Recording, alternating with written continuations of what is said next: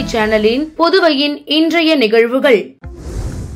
மண்ணாடிப்பட்டு சட்டமன்ற தொகுதிக்கு உட்பட்ட பகுதிகளில் பல்வேறு பணிகளுக்கான பூமி பூஜையினை அமைச்சர் நமச்சிவாயம் செய்து தொடங்கி வைத்தார்.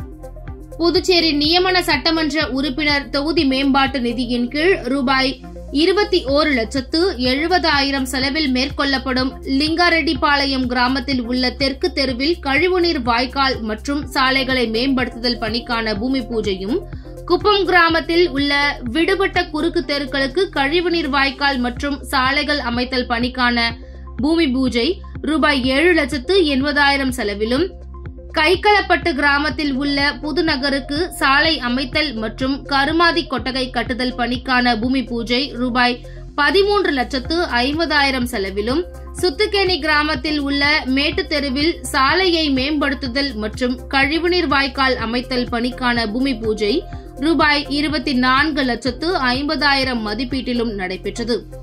இந்நிகழ்ச்சியில் உள்துறை அமைச்சர் நமச்சிவாயம் கலந்து கொண்டு விழாவிற்கு தலைமை தாங்கி பல்வேறு பணிகளுக்கான பூமி பூஜையினை தொடங்கி வைத்தார். இந்நிகழ்ச்சியில் முன்னாள் சட்டமன்ற உறுப்பினர் அருள்முருகன், மண்ணாடிப்பட்டு கொம்யூன் பஞ்சாயத்து ஆணையர் எழில்ராஜன், உதவி பொறியாளர் மல்லிகார்ஜுனன், இளநிலை பொறியாளர் ஆனந்தன் மற்றும் ஊர் பிரமுகர்கள், பொதுமக்கள் உட்பட பாஜக பிரமுகர்கள் ஏராளமானோர் கலந்து கொண்டனர்.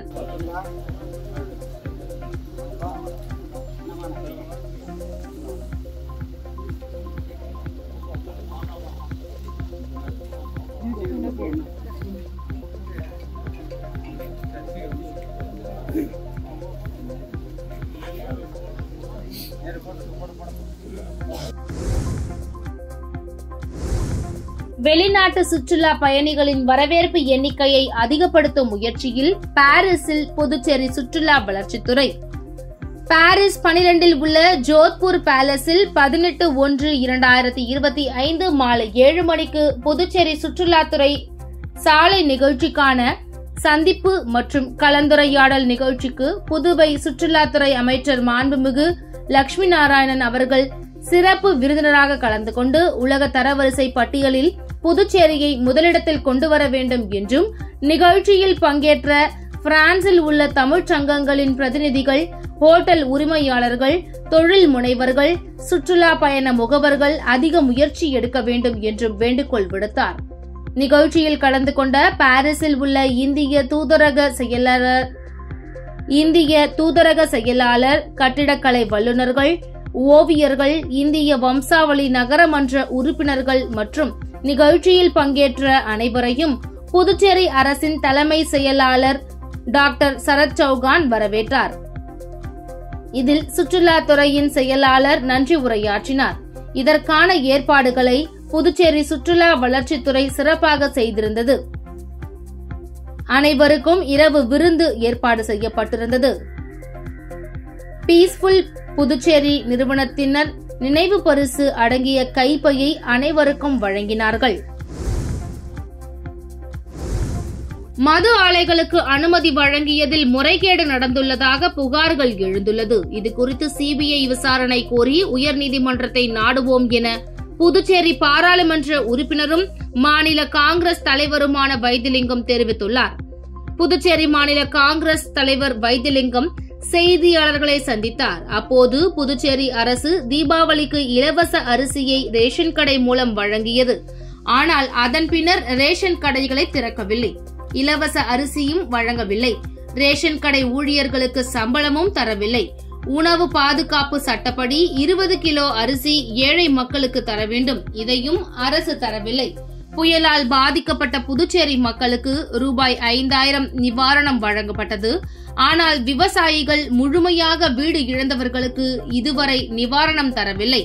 மத்திய அரசு புயல் சேதத்தை பார்வையிட்டதோடு சரி, அவர்களும் நிவாரணம் தரவில்லை என்றும், மத்திய அரசை நாடி நிவாரணம் பெற அரசு தவறிவிட்டது என குற்றம் சாட்டினார்.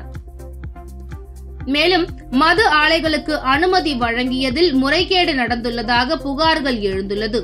இதுகுறித்து சிபிஐ விசாரணை கோரி உயர்நீதிமன்றத்தை நாடுவோம் என்று, புதிதாக மது ஆலைகள் தேவையில்லை என்றும், புதுச்சேரி தொழில்நுட்ப பல்கலைக்கழக மாணவி பாதிக்கப்பட்ட விவகாரத்தில் கைது நடவடிக்கை சரியாக இல்லை, இதில் ஆளும் கட்சியினர் தலையீடு உள்ளது, போலீசார் தாமதமாக செயல்படுகின்றனர். மாணவியிடம் அத்துமீறல் குறித்து முழு விசாரணை நடத்தி உரியவர்களை கைது செய்ய வேண்டும். இல்லையென்றால் இந்த கோரிக்கையை வலியுறுத்தி காங்கிரஸ் போராட்டம் நடத்தும் என்றும் தெரிவித்தார். மாணவி அந்த பாதிப்பு எந்த விதமான பாதிப்புன்னு அவங்க சொன்னாதான் நமக்கு தெரியும். ஆண் பெண் சேனாவே அதுதானே வர முடியும். வேற என்ன இருக்கு? வேற ஏதாவது இருக்குதுன்னா சொல்லுங்க. எனக்கு சந்தேகம், அதனால தான் நான் கேட்கிறேன். நான் திட்டணும் இல்லையா அப்படின்னு யார் சொல்றது? பாதிக்கப்பட்ட பெண் பாதிக்கப்பட்ட அந்த மாணவி சொன்னாங்கன்னா நம்ம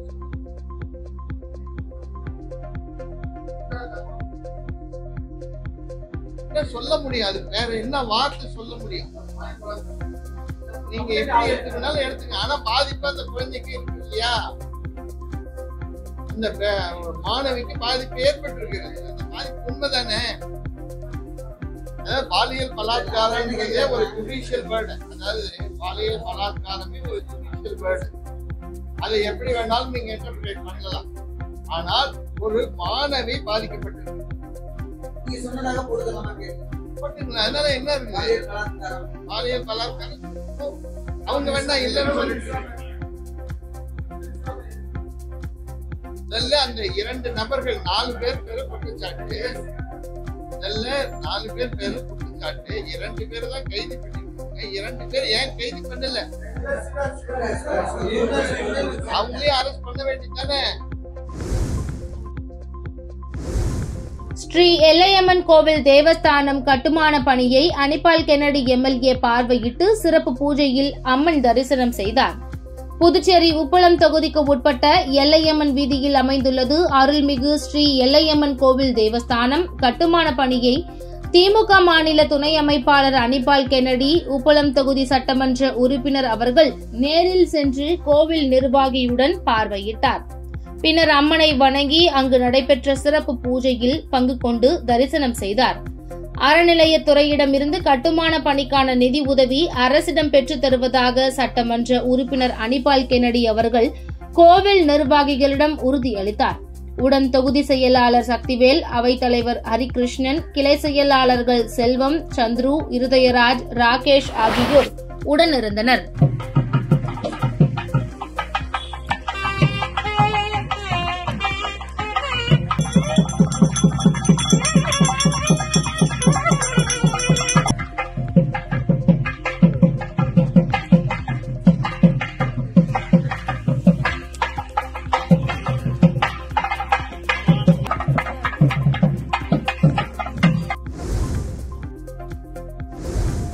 புதுச்சேரி லாஸ்பேட்டை அசோக் நகர் அருள்மிகு செல்வசித்தி விநாயகர் ஆலயத்தில் எழுந்தருளியுள்ள சைவ குருமார்களாகிய திருஞான சம்பந்தர், திருநாவுக்கரசர், சுந்தரர், மாணிக்கவாசகர் ஆகிய 4வருக்கு கும்பாபிஷேக விழாவில் முன்னாள் சபாநாயகர் சிவக்கொழுந்து கலந்து கொண்டு சுவாமியை வழிபட்டார்.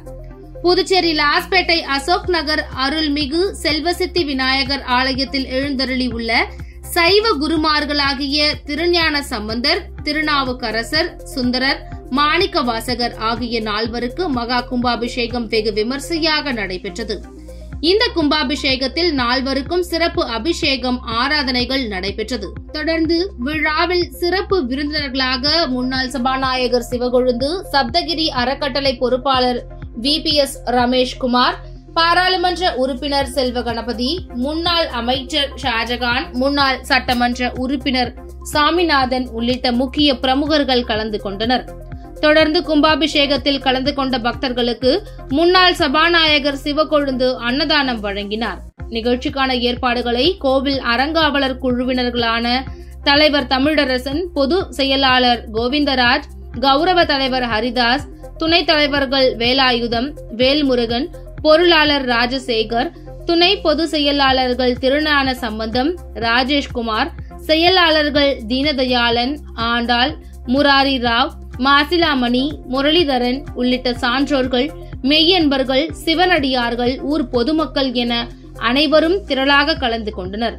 மேலும் கும்பாபிஷேகத்திற்கு முன்னாள் சபாநாயகர் சப்தகிரி விபி சிவக்கொழுந்து நன்கொடையாக ரூபாய் 25,000 அறங்காவலர் குழு நிர்வாகிகளிடம் வழங்கினார்.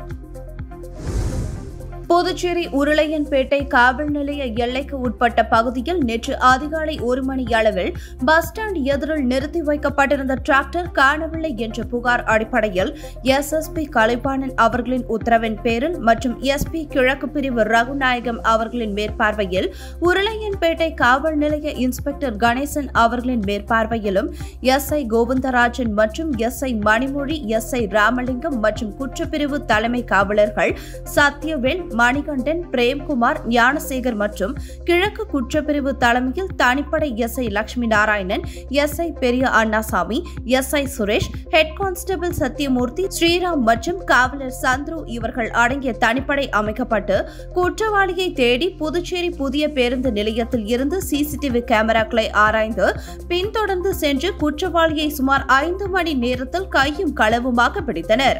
விசாரணையில் சீர்காழி குளத்தங்கரை தெருவை சேர்ந்த வரதராஜன் அவர் திருடியதை ஒப்புக்கொண்டு ஒப்புதல் வாக்குமூலம் அளித்தார். அவர் கொடுத்த வாக்குமூலத்தை அடிப்படையாக வைத்து திருடி சென்ற டிராக்டர் பறிமுதல் செய்யப்பட்டது. இதன் மதிப்பு சுமார் 5 லட்சம் ஆகும். குற்றவாளியை கைது செய்து நீதிமன்ற காவலுக்கு அனுப்பி வைத்தனர். உருளையன்பேட்டை காவல் நிலைய குற்றப்பிரிவு காவலர்கள் மற்றும் கிழக்கு பகுதி குற்றப்பிரிவு காவலர்களுக்கும் புதுச்சேரி எஸ்எஸ்பி கலைவாணன் மற்றும் புதுச்சேரி எஸ்பி ரகுநாயகம் அவர்களும் வெகுவாக பாராட்டினார்கள். புதுச்சேரி மூலகுளம் பகுதியில் பொதுமக்களுக்கு அச்சுறுத்தல் ஏற்படுத்தும் வகையில் கத்தியுடன் சுற்றித் திரிந்த வாலிபரை போலீசார் கைது செய்து சிறையில் அடைத்தனர். புதுச்சேரி மூலகுளம் பத்மாவதி மருத்துவமனை அருகே பொதுமக்களுக்கு அச்சுறுத்தல் ஏற்படுத்தும் வகையில் வாலிபர் ஒருவர் கத்தியுடன் சுற்றித் திரிவதாக ரெட்டியார்பாளையம் காவல் நிலையத்திற்கு புகார் வந்தது. புகாரின் பேரில் ரெட்டியார்பாளையம் சப் இன்ஸ்பெக்டர் கலையரசன் தலைமையிலான போலீசார் சம்பவ இடத்திற்கு விரைந்து சென்று கத்தியுடன் சுற்றித் திரிந்த வாலிபரை பிடித்து காவல் நிலையம் அழைத்து வந்தனர்.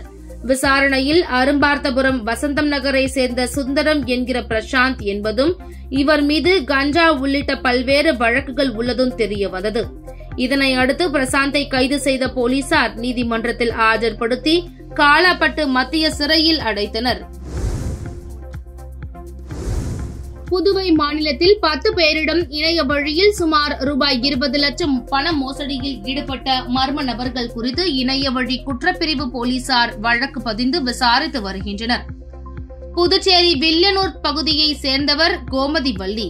இவரை இணைய வழியில் மர்ம நபர் தொடர்பு கொண்டுள்ளார். அப்போது பங்குச் சந்தையில் முதலீடு செய்து அதிக லாபத்துடன் பணம் சம்பாதிக்கலாம் என கூறியுள்ளார்.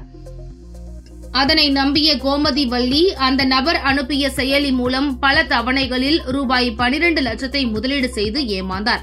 மேலும் காரைக்காலை சேர்ந்த பிரபு ரூபாய் 5,87,000, மாகே பிராந்தியத்தை சேர்ந்த முகமது ரூபாய் 1 லட்சம் மற்றும் புதுச்சேரி அரும்பார்த்தபுரம் பகுதியை சேர்ந்த சந்தியா ரூபாய் 10,000, வாழைக்குளம் பகுதியை சேர்ந்த சுதீப் ரூபாய் 12,000, தேங்காய்த்திட்டு பகுதியை சேர்ந்த தமிழ்ச்செல்வி ரூபாய் 66,994, தட்டாஞ்சாவடியை சேர்ந்த சக்தி ரூபாய் 1000, அரியாங்குப்பத்தை சேர்ந்த கிருஷ்ணன் ரூபாய் 73,000, சுல்தான்பேட் பகுதியை சேர்ந்த ஜாகிர் ஹுசேன் ரூபாய் 6,000 மற்றும் பாகூரை சேர்ந்த வெங்கட் ரூபாய் 4,000 என மர்ம நபர்கள் மோசடியில் ஈடுபட்டுள்ளனர். புதுவை மாநில அளவில் 10 பேரும் மொத்தமாக ரூபாய் 19,99,000 மோசடி கும்பலிடம் இழந்துள்ளனர். இவர்கள் அளித்த புகாரின் பேரில் புதுச்சேரி இணைய வழி குற்றப்பிரிவினர் வழக்கு பதிந்து விசாரணை செய்து வருகின்றனர். சுகாதாரத்துறையில் செயல்படுத்தப்படாத திட்டங்களை செயல்படுத்தியதாக ஆவணங்கள் தயார் செய்து கோடிக்கணக்கில் மோசடி செய்தவர்கள் மீது உரிய நடவடிக்கை எடுக்கும் வரை போராட்டம் நடத்தப்போவதாக அரசு ஊழியர்கள் சம்மேளனம் எச்சரித்துள்ளது. இது தொடர்பாக செய்தியாளர்களை சந்தித்த அரசு ஊழியர் சம்மேளனத்தின் கௌரவ தலைவர் பிரேமதாசன், புதுச்சேரி சுகாதாரத்துறை இயக்குநராக ஸ்ரீராமலு பொறுப்பு ஏற்றது முதல் சுகாதாரத்துறையில் பல்வேறு முறைகேடான பணி நியமனங்கள், இடமாற்ற கொள்கையை முற்றிலும் புறக்கணித்து பல்வேறு இடமாற்ற உத்தரவுகள் என்பது சர்வசாதாரணமாக நடக்கும் ஒரு நிகழ்வாக மாறிவிட்டது. அது இன்றளவும் தொடர்கிறது என்று குற்றம் சாட்டினார்.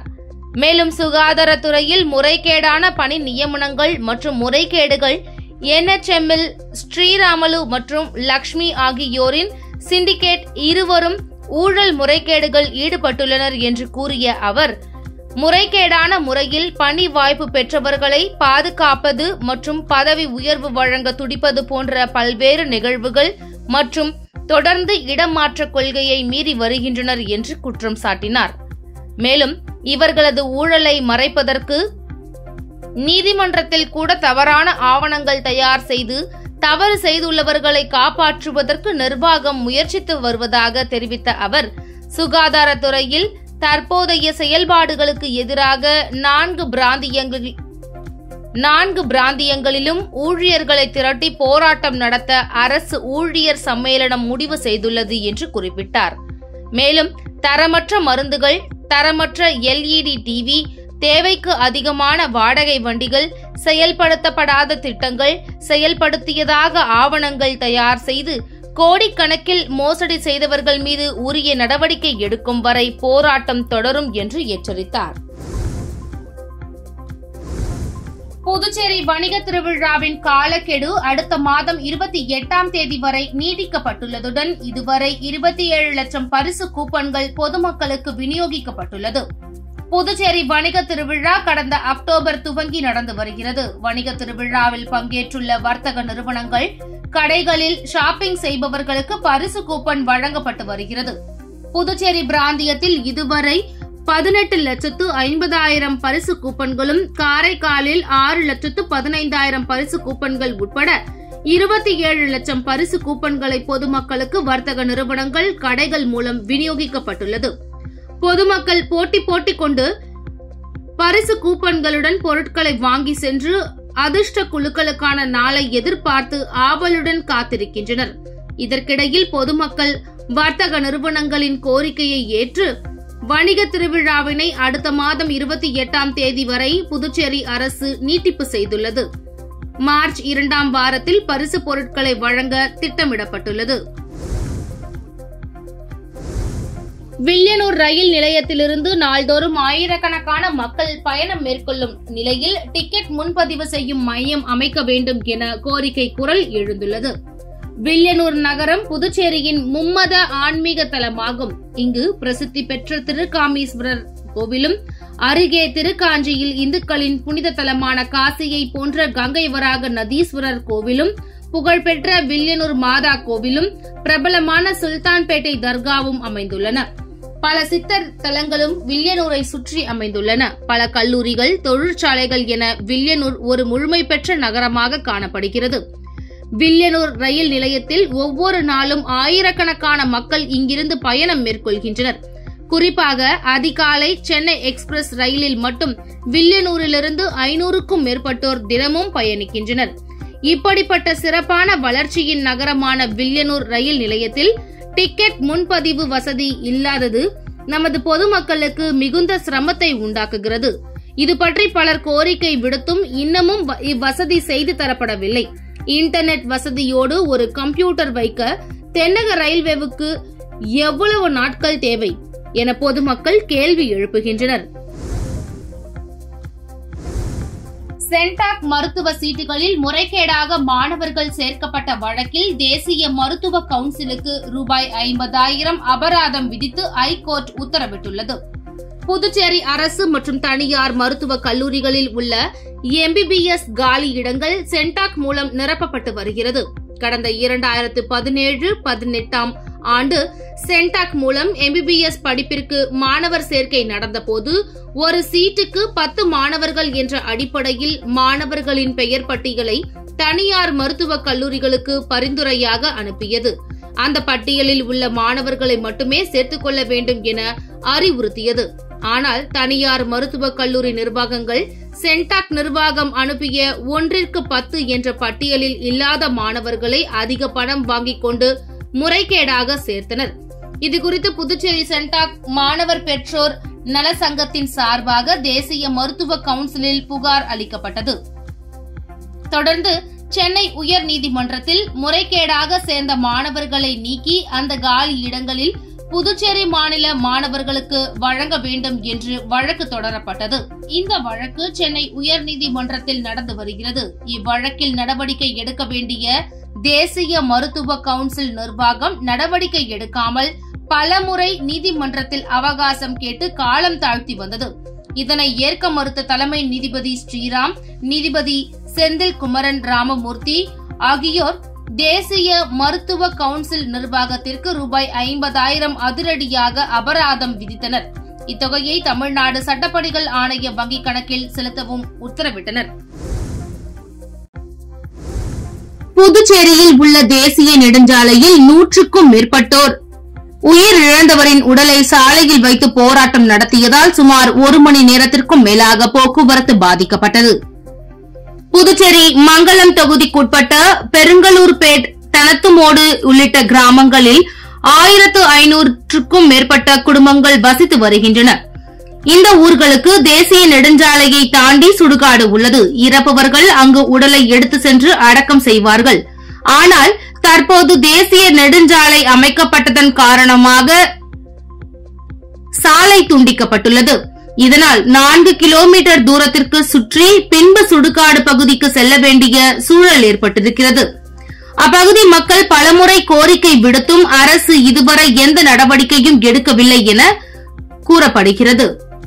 இந்நிலையில் பெருங்கலூர் பகுதியில் இன்று ஒருவர் இறந்துள்ளார். அவரை அடக்கம் செய்வதற்காக உடலை உறவினர்கள் மற்றும் ஊர் பொதுமக்கள் சுடுகாட்டிற்கு எடுத்து வந்தவர்கள் இந்த சாலை துண்டிக்கப்பட்டதை கண்டித்தும் சாலையை உருவாக்கி தர வேண்டும் என வலியுறுத்தியும் உடலுடன் சாலை மறியலில் ஈடுபட்டனர். இதனால் விழுப்புரம் நாகப்பட்டினம் சாலையில் போக்குவரத்து பாதிக்கப்பட்டது. இதனைத் தொடர்ந்து அப்பகுதி தாசில்தார் சேகர் சம்பவ இடத்திற்கு வருகை தந்து பொதுமக்களிடம் சமாதான பேச்சுவார்த்தை நடத்தி தேவையான நடவடிக்கை எடுக்கப்படும் என்று உறுதி அளித்ததைத் தொடர்ந்து போராட்டம் கைவிடப்பட்டது. இதனால் தேசிய நெடுஞ்சாலைகள் சுமார் 1 மணி நேரத்திற்கும் மேலாக போக்குவரத்து பாதிக்கப்பட்டது. பல்வேறு பிரச்சனைகள் கிராஸ் பண்ணி அதுக்கு எங்களுக்கு மாற்று சப்வேவோ இல்ல மாற்று இடமோ கொடுத்தா நல்லா இருக்கும். இது தொடர்ந்துனே தான் இருக்கு. எல்லாம் இன்னைக்கு வந்து தாசில்தார் பேர் வந்து சேகர் சார்னு சொல்றாரு. சேகர் சார் பேசுறேன். அவர் என்ன சொல்றாரு, அசுரன்ஸ் சொல்றாரு, நாளைக்கு வாங்க 12 மணிக்கு வாங்க, நீங்க ஊர் சார்பா வாங்க, பேசுவோம், நாங்க ஐன் கூட்டு பேசுவோம், அதுக்கான மாற்று சொல்யூஷன் நாளைக்கு உங்களுக்கு முடிவு பண்ணலாம்னு சொல்லிக்கிறேன். அவரும் அசுரன்ஸ் கொடுக்கல, பேசலான்னு தான் சொல்றாரு. சரி, ஓகே, இன்னைக்கு இந்த போராட்டம் முடியும். சப்போஸ் அடுத்த இது நிகழ்வு எதுவும் எங்களுக்கு ஒத்து வரலைன்னா அடுத்த கட்ட போராட்டம் இங்கேயே புதைப்போன்னு தான் சொல்லிக்கிறோம். புதுச்சேரி ஆனந்தா இன் ஓட்டலில் லீடர் படத்தின் ஃபர்ஸ்ட் லுக் வெளியீட்டு விழா நடைபெற்றது. ஒரு டைலரின் மகன் எவ்வாறு லீடர் ஆகிறார் என்ற தலைப்பில் படம் எடுக்கப்பட்டதாக படத்தின் ஹீரோ தெரிவித்துள்ளார். புதுச்சேரி ஆனந்தா இன் ஓட்டலில் லீடர் படத்தின் ஃபர்ஸ்ட் லுக் வெளியீட்டு விழா நடைபெற்றது. டைலர் வேலை செய்யும் ஒருவரின் மகன் பல்வேறு இன்னல்களுக்கு நடுவில் படித்து உழைத்து பல கோடிகளை பார்த்து கொரோனா காலத்தில் தான் சம்பாதித்த பல கோடிகளை இழக்கிறார் என்பதை தனது சொந்த வாழ்வில் நடந்த நிகழ்வுகளை கொண்டு புதுச்சேரியை சேர்ந்த ஆனந்த் ரவிச்சந்திரன் படத்தின் ஹீரோவாக நடிக்க முகவரி படத்தின் அசிஸ்டன்ட் டைரக்டராக பணியாற்றிய ஆதிராஜா இயக்குகிறார். நிஜ சம்பவத்தின் அடிப்படையில் உருவாகும் இந்த திரைப்படம் விரைவில் படப்பிடிப்பு முடிந்து திரையரங்கில் வெளியாக உள்ளது என்றும் இன்று ஃபர்ஸ்ட் லுக் வெளியீட்டு விழா நடைபெற்றதாகவும் படம் இந்த ஆண்டு முடிவில் வெளியாகும் என்றும் தியேட்டர்களில் வெளியிடப்படும் என்றும் படத்தின் தயாரிப்பாளர் உதயா புரொடக்ஷன்ஸ் இலை பிளஸிங்ஸ் நிறுவனத்தின் எஸ் பிரகாஷ் தெரிவித்துள்ளார். இது வந்து என்னோட ஓன் ஸ்டோரி தான். ஓன் ஸ்டோரின்னும் போது அதை சொல்றதுக்கு சில விஷயங்கள் கொஞ்சம் ஸ்ட்ராங்காக, கொஞ்சம் கான்ஃபிடென்ஸாக, தைரியம் தேவை. நிறைய விஷயங்கள் உண்மை சம்பவம் அப்படியே பேசி ஒரு சாதாரண ஒரு டைலரோட புள்ள நிறைய விஷயங்கள்ல நான் இந்த மாதிரி கம்ப்ரெஸ் பண்ணப்பட்டிருக்கேன். சொசைட்டி அப்படின்ற போது இவங்களோட லெவல் இவ்வளோ தான் அப்படின்ற மாதிரி இருக்கும். என்னோட நோக்கம் எப்படி இருக்குன்னா, நான் தோல்வியில் இருக்கும்போது நிறைய பேர் சொல்கிற ஒரு வார்த்தை தான், உங்களோட தகுதிக்கு ஆசைப்பட்டு டைலரோட புள்ள பெருசாக யோசிக்க முடியுமா அப்படின்வாங்க. எனக்குள்ள ஒரு வெறி அப்போலேருந்தே ஓடிக்கிட்டு, நான் பிறந்தோம் வளர்ந்தோம் சத்தம் இருக்கக்கூடாதா, ஒரு சாதிச்சோன்ற ஒரு டேக்லைன் இருக்கணும்டா அப்படின்னு. அந்த மாதிரி நிறைய விஷயங்கள் போகும்போது மீடியா நான் ரெக்கக்னைஸ் பண்ண ஆரம்பிச்சு. டைம்ஸ் ஆஃப் இந்தியாவில் எமர்ஜிங் டெவலப்பர் ஆஃப் த இயர்ன்ற அவார்டு வாங்கினேன். பிஸ்னஸ் அவார்ட்ஸில் எனக்கு ஒரு அவார்டு கிடைச்சிது. ஆனால் இண்டஸ்ட் ஆண்டர்பிரினர் அப்படின்னு. அப்புறம் லாஸ்ட் ஒரு 1.5 month back inspiring business man of the year Indian அவார்ட்ஸில் ஆனர் பண்ணாங்க. இத்துடன் சக்தி சேனலின் புதுவையின் இன்றைய நிகழ்வுகள் முடிவடைகின்றன. வணக்கம். உங்கள் சக்தி சேனலின் புதுவையின் அன்றாட நிகழ்வுகளை உடனுக்குடன் தெரிந்து கொள்ள சக்தி சேனல் புதுச்சேரி யூடியூப் சேனலை சப்ஸ்கிரைப் செய்து கொள்ளுங்கள். மறக்காமல் பெல் பட்டனையும் கிளிக் பண்ணுங்க. ஷேர் பண்ணுங்க, லைக் பண்ணுங்க. உங்கள் சக்தி சேனல்.